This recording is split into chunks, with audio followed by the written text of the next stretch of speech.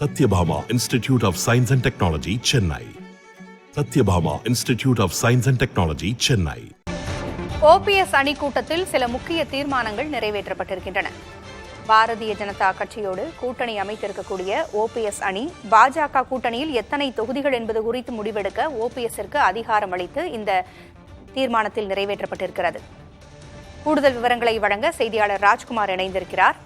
Rajkumar, OPS அணிக்கு OPSல் முழு அதிகாரம் கொடுக்கப்பட்டிருக்கிறது. அவருக்கு சில முக்கிய தீர்மானங்களும் நிறைவேற்றப்பட்டிருக்கின்றன. என்னென்ன தீர்மானங்கள் நிறைவேற்றப்பட்டிருக்கின்றன? பூங்குழலி, தமிழகத்தினுடைய முன்னாள் முதலமைச்சர் ஓ பன்னீர்செல்வம் அவருடைய ஆதரவாளர்கள் முக்கிய நிர்வாகிகளுடன் ஆலோசனை கூட்டத்தில் எழும்பூரில் இருக்கக்கூடிய தனியார் திருமண மண்டபத்தில் ஆலோசனை கூட்டம் நடைபெற்று வருகிறது.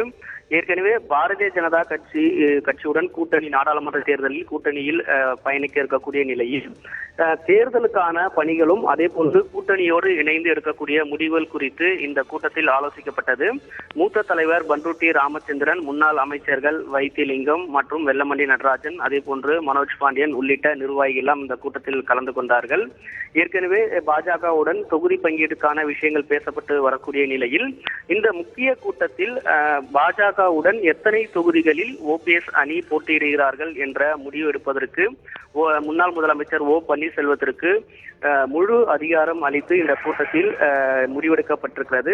அதே போன்று எந்தெந்த தொகுதிகளை கூட்டணியில் OPS அணி கேட்டு பெறுகிறார்கள், அதே போன்று வேட்பாளர் குறித்து முடிவெடுப்பதற்கு இந்த கூட்டம் முன்னாள் முதலமைச்சர் ஓ பன்னீர்செல்வத்திற்கு முழு அதிகாரம் அளித்து தீர்மானம் நிறைவேற்றப்பட்டிருக்கிறது.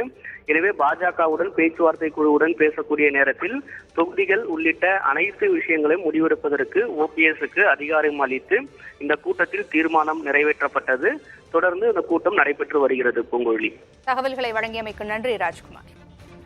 Satyabhama Institute of Science and Technology, Chennai.